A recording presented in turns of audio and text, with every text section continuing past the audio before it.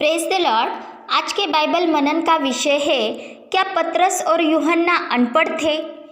पवित्र आत्मा पाने के बाद पतरस और यूहन्ना बड़े हियाव से प्रभु यीशु की गवाही देने लगे, लोगों को उसकी बातों पर चलना सिखाने लगे तथा यीशु का उदाहरण दे देकर मरे हुओं के जी उठने का प्रचार करने लगे। तब मंदिर के सरदार और सदूकी यह जानकर अचंभित हुए कि ये तो अनपढ़ और साधारण मनुष्य है, फिर भी इतने हियाव से बोल रहे हैं। पतरस और यूहन्ना सच में अनपढ़ थे ऐसा कोई प्रमाण नहीं, क्योंकि उनके पत्र बाइबल में शामिल है।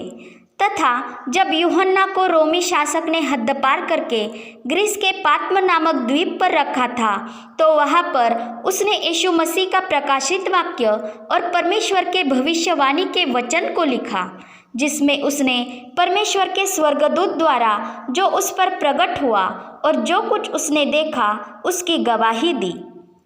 कुछ बाइबल शोधकर्ताओं का यह कहना है कि वे अनपढ़ नहीं थे, परंतु पेशे से मछुआरे होने के कारण उनका पढ़ने लिखने से ज़्यादा ताल्लुकात नहीं था। इस कारण वे समाज में अनपढ़ और साधारण लोग जाने जाते होंगे। परंतु मछुआरों को भी अपने माल की, पैसों की लेन देन करनी पड़ती थी, कर अदा करना पड़ता था, तो बुनियादी शिक्षा तो उन्होंने हासिल की ही होगी।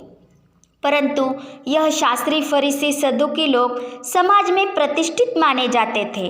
वे धार्मिक अगुए थे, वे व्यवस्था की अच्छी जानकारी रखते थे, नियम शास्त्र का हरदम मनन चिंतन करते थे और ज्ञान हासिल करते थे, लोगों को सिखाते थे, उन्हें उपदेश देते थे, इसलिए वे समाज में ज्ञानी समझे जाते थे।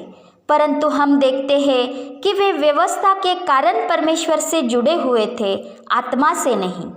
इस कारण वे ज्ञान तो हासिल कर रहे थे, परंतु परमेश्वर के मन की बातों को न जान पाए थे।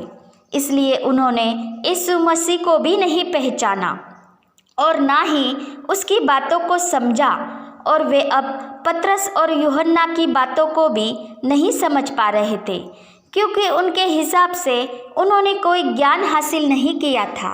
परंतु वे इस बात से अनजान थे कि पतरस और यूहन्ना ने पवित्र आत्मा को अर्थात यीशु मसीह के मन को ही पा लिया था, जो उन पर परमेश्वर की सही पहचान को, उसके प्रेम को प्रकट कर रहा था और परमेश्वर के उस गुप्त ज्ञान को प्रकट कर रहा था जिसे वे ज्ञानी लोग भी न हासिल कर पाए थे।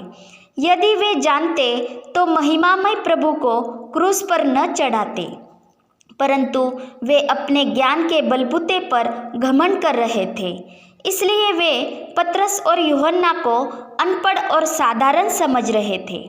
इसी तरह सांसारिक और शारीरिक मनुष्य परमेश्वर के आत्मा की बातें ग्रहण नहीं करता, वे उसकी दृष्टि में मूर्खता होती है, क्योंकि परमेश्वर की बातें परमेश्वर का आत्मा ही जानता है, जिसे संसार की आत्मा नहीं समझ पाती। इसलिए जो आत्मा से चलते हैं वे संसार की दृष्टि में मूर्ख, पागल होते हैं। जैसे कि हम देखते हैं कि पौलुस राजा अग्रिप्पा के सामने प्रभु यीशु के दर्शन की गवाही तथा अपने सेवा कार्यों का वर्णन कर रहा था, तब फेस्तुस ने ऊंचे स्वर से उसे कहा, हे पौलुस, तू पागल है, बहुत अध्ययन ने तुझे पागल कर दिया है। पहले पौलुस फरीसी था, वो बहुत अध्ययन करता था, परंतु यीशु की कलीसिया को सताता था, तब वह उन्हें पागल नहीं दिखाई देता था। परंतु अब जब उसने यीशु को पा लिया और आत्मा से चलने लगा और हिंसा का त्याग करते हुए प्रेम से चलने लगा, तो वो उन्हें पागल लग रहा था, जबकि उसने ना ही परमेश्वर का और ना ही किसी मनुष्य का कोई अपराध किया था। उसी तरह अपने रोम के जल यात्रा के दौरान पौलुस ने पवित्र आत्मा की प्रेरणा से जहाज आगे न ले जाने के लिए सचेत किया था, परंतु जहाज के स्वामी और मांझी ने हवा के रुख को देखते हुए उसकी बात को ठुकरा दिया और आगे जाने का निश्चय किया, और उन्हें आगे चलकर यूरकुलिन नामक तूफान का सामना करना पड़ा, जिसमें जहाज का माल समुंदर में फेंकना पड़ा। जहाज का भी नुकसान हुआ और उनके सबके बुरे हाल हुए। यह संसार अपने ज्ञान से परमेश्वर को नहीं पहचान पाता, इसलिए संसार की बातों पर चलने वाला परमेश्वर से बैर रखता है, क्योंकि परमेश्वर का आत्मा ही परमेश्वर की गुड़ बातें भी जांचता है। हम देखते हैं कि जो यहूदी यीशु की गुड़ बातों को नहीं समझ पाते थे, वे उस यीशु को दुष्टात्माग्रस्त और भ्रमित कहते थे, जो खुद परमेश्वर है, और दूसरों को भी उसकी बातें सुनने से मना करते थे। परंतु जो आत्मा से उसकी बातें सुनते थे, वे कहते थे कि ऐसी बातें दुष्टात्मा की हो ही नहीं सकती। और क्या दुष्टात्मा अंधों की आंखें खोल सकती है? परंतु जिनके आत्मिक नेत्र बंद हो गए हो, वे अपने शारीरिक आंखों से देखते हुए भी अंधे हो जाते हैं, और आत्मा से चलने वाले उनकी दृष्टि में हास्यास्पद ठहरते हैं। परंतु वे यह नहीं जानते कि वे प्रभु यीशु को छोड़ अंधकार में भटक रहे हैं, और वे यह नहीं देख पाते कि वे किससे ठोकर खाते हैं और वो विपत्ति में पड़ जाते हैं। परंतु उनके आत्मिक आँखों को भी वो ही प्रभु यीशु खोल सकता है, क्योंकि वो जगत की ज्योति है। जो उसके आत्मा की अगुवाई में चलता है, वो अंधकार में नहीं चलता। वो कपट बुद्धि से, धूर्तता से नहीं चलता, असत्य मार्ग का, टेढ़े मेढ़े रास्तों का, हिंसा के मार्ग का इनकार करता है। वो सीधे मार्ग को ही अपनाता है, क्योंकि परमेश्वर सीधा है और उसके मार्ग सीधे हैं।